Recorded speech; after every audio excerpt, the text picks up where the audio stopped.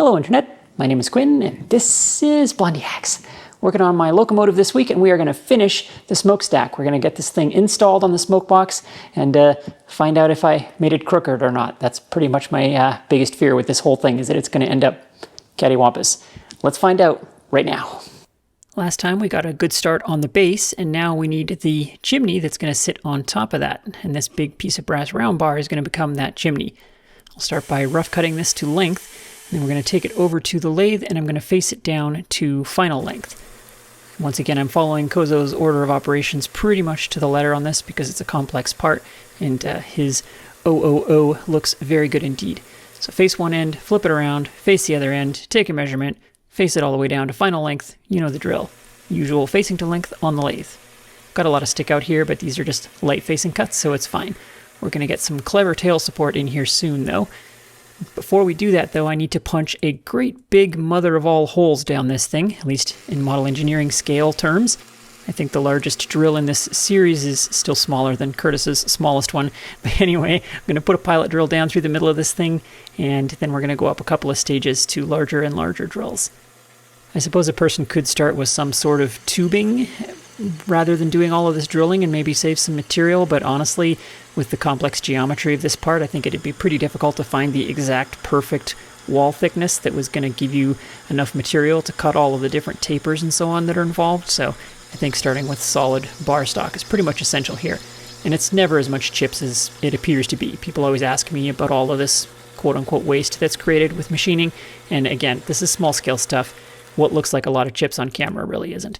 So after the drilling then, I'm going to go in with a boring bar and I'm going to bore this part way down. The end of this is going to get bored straight, and that's what goes down into the smoke box and seats into the petticoat pipe. If you watched the previous part in this series, then you know that the inside of the smokestack is tapered for something physics, but the bottom of it is still straight. The tapered section starts a little bit further up, so we'll get to that shortly.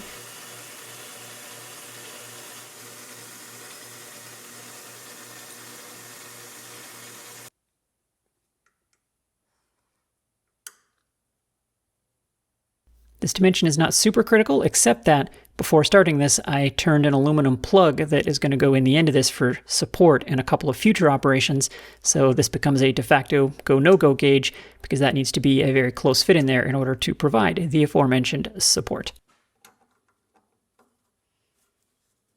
Now the drawing calls for a 60-degree included angle on this to create kind of a flange at the bottom with an internal taper on it. And this is pretty interesting. It doesn't have to be super accurate, so I'm just using the markings on the compound for this, and I'm actually going to double check it against the angle of a center because I always forget if the compound on this lathe is marked in included angle or in off-axis angle. It turns out it's off-axis angle, so my compound is set to 30 degrees, and I'm going to cut this taper. This is the first example of where Kozo's order of operations is very clever. This taper is going to become a tail support point, but it also, in the end, will form the top half of the petticoat pipe. You'll see how it all comes together in a minute. Measuring this is a bit of a fool's errand. There are accurate ways to measure tapers, but I'm just doing it this dumb way because it doesn't have to be that accurate, really. The drawing gives a dimension for the large end of this taper, so if I can get somewhere in the ballpark of that, it'll be fine. Now I can bring in the center, and because it's a 60-degree included angle, it forms a perfect center support for my live center. Now this is my large live center, and that's going to create a tool clearance problem that you can see right here. I can't get my turning tool in there. That's because normally I use this low profile live center, which has a lot more space in there for tooling, but the tapered section on it is too small to seat in the end of our part. So I went over to the bench grinder and I ground up this itty bitty turning tool. This is just a 1/4 inch turning tool, and it's just small enough to sneak in there.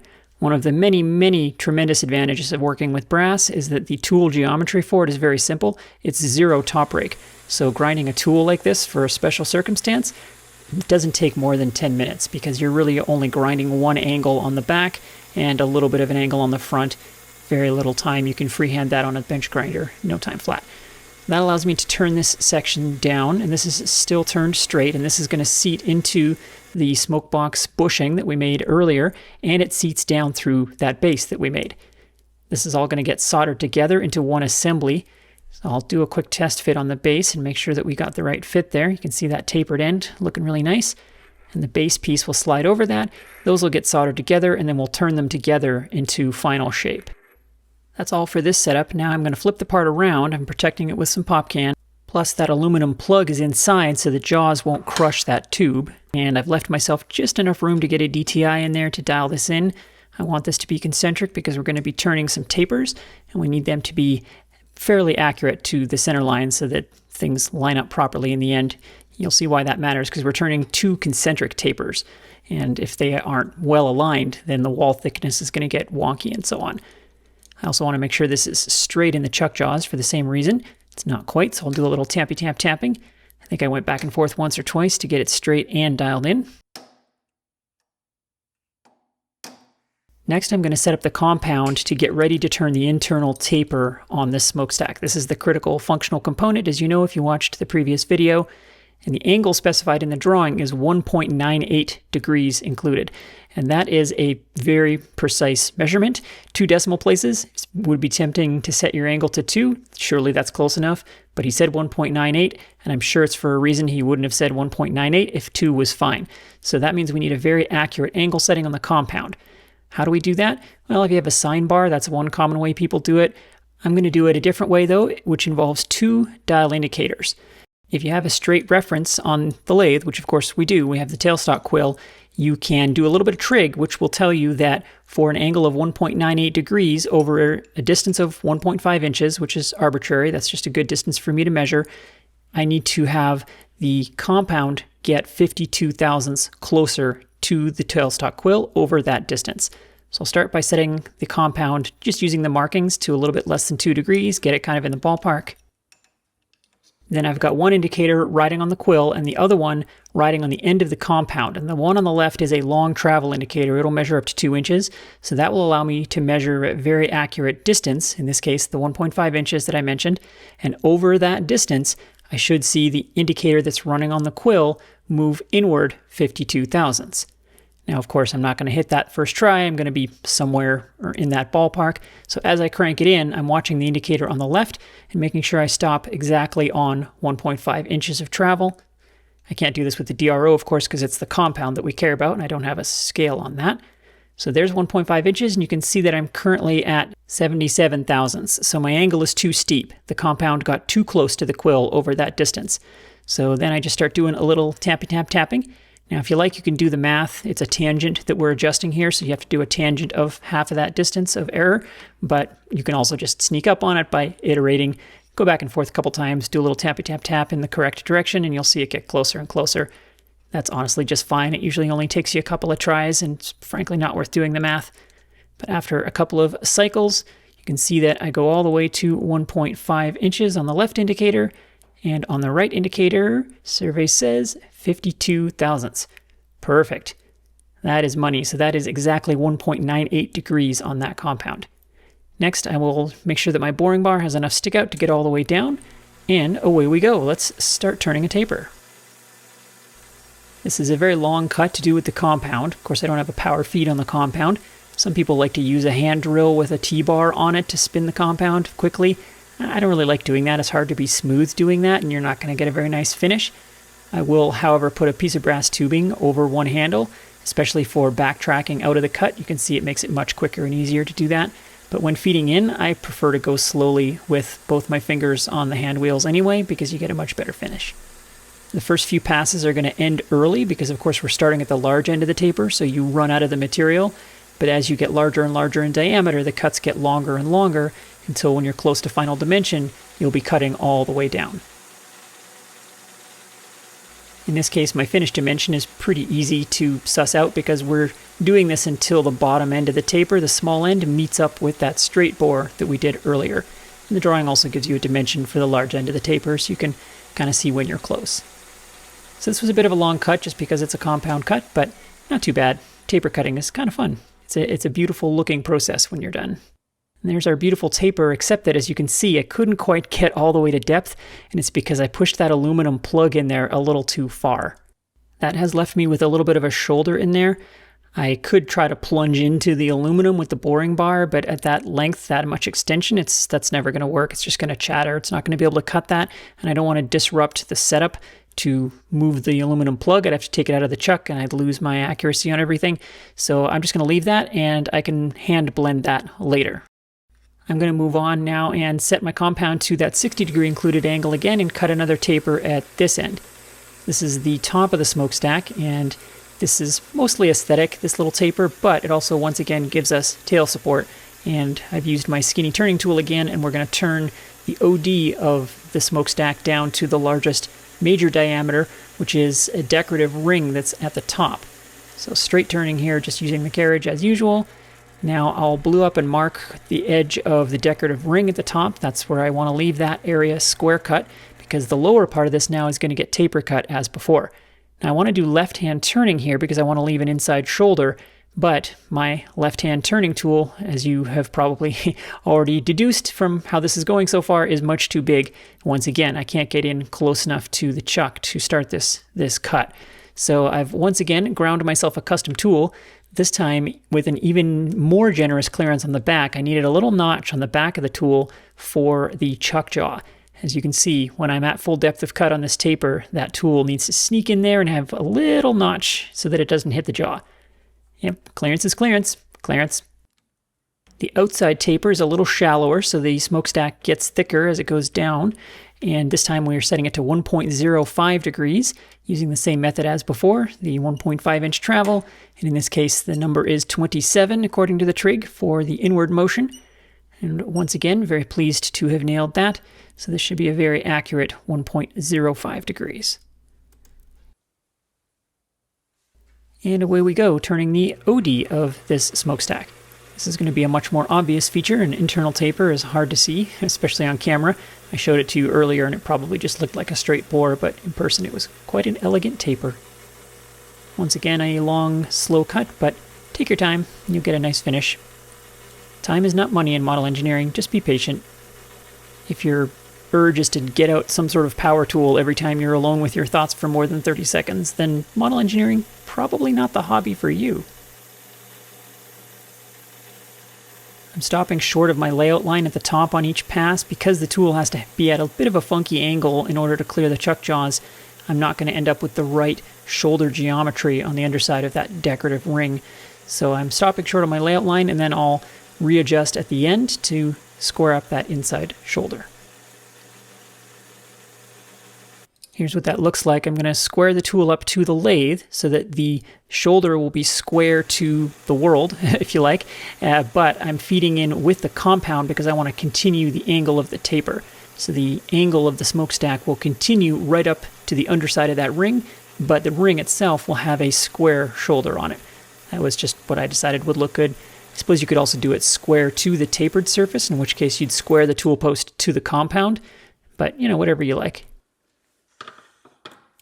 All right, there's a lot more shaping to do, but we're done with this setup for the moment, so I'll pull that out because it's time to solder the two pieces together. Before I do that, I'll do a quick test fit over on the smoke box. You can see how this is going to go together. Those pieces get soldered together, then the whole assembly goes through like so, and it gets bolted to the petticoat pipe on the underside. All right, solder in time, solder the two chunks together. This is silver solder, so it doesn't matter how hot it'll get. I imagine this smokestack will get quite hot indeed when the locomotive is underway. Now with that soldered back on, I'll put my support plug back in the end and put it back in the chuck so we can do more shaping. This part I struggled with a little bit. The first job on the final shaping is to file two of the four sides, if you like, of the base into kind of an outside corner that blends into a compound curve around it into the short sides. Yeah, the book tries to explain how you're supposed to do this, and honestly, I didn't understand the explanation. I didn't really understand how I needed to file to end up with the shape that's in the drawing. Compound curves and compound angles really mess with my head, and this was not something that I was having a lot of luck with. So in the end, I kind of decided to give up on this and make something that I thought would look nice, even if it's different than the book. So I switched gears, and I'm going to go ahead and do the finished taper turning on the whole chimney now. That previous cut that we did was still oversized, and now with the two pieces soldered together, we can do one final taper cut across both of them, which blends the two surfaces together. Then I came in with a large nose radius tool, and I'm really just etch-a-sketching at this point. I'm just massaging this into what I think is a pleasing looking shape. So it's going to be radially symmetrical. It's not going to be two-axis symmetrical the way that Kozo's design is, but like I said, this is something I can get my head around, and I'm just doing something that looks nice at the end of the day. That's, I guess, all that matters. Down at the other end, I hand filed the radius on the decorative ring at the top. This small triangular file was the only one I had that could fit in close to the tailstock like this, and it didn't have a handle on it. Of course, you never want to use a file on the lathe without a handle, so field expedient handle, as you can see. Although it turns out, actually, I can remove the tailstock because the tool pressure from filing is so low that you don't really need tail support. And, well, this file was working great, so I just continued with it. Don't laugh at my file handle.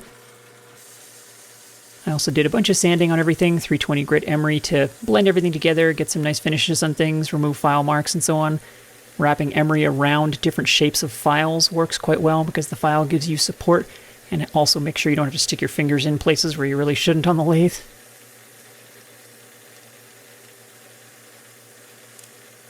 Once I was happy with that final shaping, I can take it down out of the lathe. I'm quite pleased with that, actually. Like I said, different than the drawings, but I think it looks nice to my eye anyway. Pretty pleased with that. I mentioned some blending that was still needed on the inside because of the taper turning problem I had, so I took a sanding drum on the Dremel, and that made short work of that. Blended the internal bores together and smoothed everything out with those little Scotch-Brite wheels that you can get for rotary tools, and that came out great. There's a light at the end of the tunnel, and it is soon to be a train, so that's actually good news in this case. We are now ready to make the little ring that holds this thing in place in the smoke box. It gets clamped in from underneath with a ring and a set screw, and this ring actually forms the lower half of the petticoat pipe. I'll zip through this ring because it's a very trivial part. Facey face, turny turn, drilly drill, big drilly drill, bory bore, testy test. That is looking really good. The last thing to do then is once again another 60-degree included angle taper, and this is actually forming the lower half of the petticoat pipe. So the petticoat pipe on Kozo's design is really an emergent property of these two components together. The end of the smokestack and this retaining ring come together to form that pipe. I'm going to take it out of the lathe now, though, while it's still easy to hang on to with the extra stock. And I'm going to put it over on the mill and center up and drill and tap for the set screw that holds the smokestack in place. Back to the lathe, undialed in, doesn't matter, we're just Yahtzeeing. If I slide these two pieces together now, you can see what I was talking about earlier. The two tapers that are in the ends of these parts, when properly aligned, form the petticoat pipe. It's kind of a nice design. Now we need to drill for the set screw hole in the smokestack. And this is an interesting thing because it's actually a 30-degree tapered hole. And that's an unusual size. Something like 60 or 118 would be much easier. Those are default angles on the ends of tooling. 30 degrees is a little tricky. However, once again, I'm going to go with Kozo here because if he said 30 degrees, I'm sure he means it. There must be good reason for it. A 30-degree tapered hole is a perfect use case for a D-bit, so I'm going to make one of those. Normally, I'd start with a piece of round high-speed steel and grind it on my D-bit grinder. However, I didn't have one, so instead I'm going to start with annealed tool steel, and we're going to machine it and then harden it. So I face the end of that, and I cut the 30-degree taper on it. Then I take it over to the milling machine, and I split that in half, and that creates the cutting edge on center. Then I harden it by heating it to cherry red, quenching it in oil. Then it needs to get tempered so it's not so brittle. I temper it by heating it from the back end and watching the color move down the part until the straw yellow color that is the desired temper reaches the cutting edge. And the moment it does, I dunk that in water to stop the heat soak, leaving the temper exactly where I want it on the cutting edge. And this also leaves the shank soft, which is desirable for a cutting tool like this. Next, we need a clearance behind the cutting angle, which is ideally a decreasing radius right behind the edge. And I'm going to do that on the D-bit grinder because it's easy on the D-bit grinder, but you could do this by hand as well. The D-bit grinder is kind of made for doing this. Now with that done, I'll do a little test cut and make sure that this tool is going to cut properly. If it doesn't, then some of my clearances might need adjusting, but that is going in there very nicely. No squeaking, no rubbing, no weirdness. Looking good. Now I'll set up the smokestack to cut that. I've got the aluminum plug in there again to keep the collet from crushing it. I'm holding on to the only remaining straight part of this structure, which leaves me just enough room to sneak in there with my new 30-degree D-bit cutter. Then back to the lathe to make the special set screw that's going to go in there.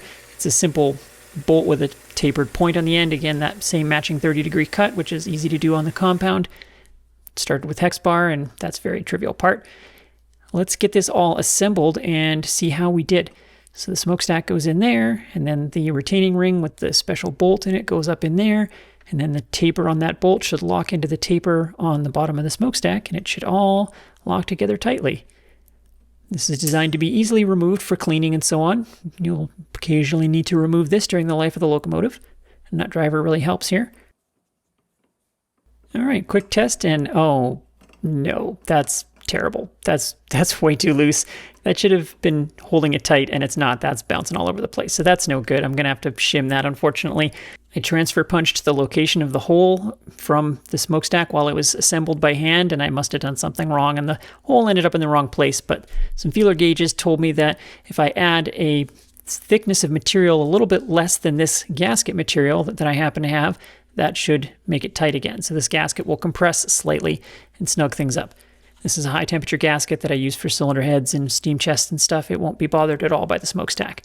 I'll trace that with a pencil, and every time I make a gasket by hand, someone says, you know, you can just hit it with a hammer. Well, sure, that works great for the water pump on your tractor.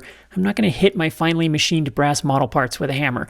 It just doesn't take that long to cut out a gasket with a hobby knife. Patience, folks, patience. All right, install my gasket there, and let's get the cone in there, and let's see if I did my job right this time.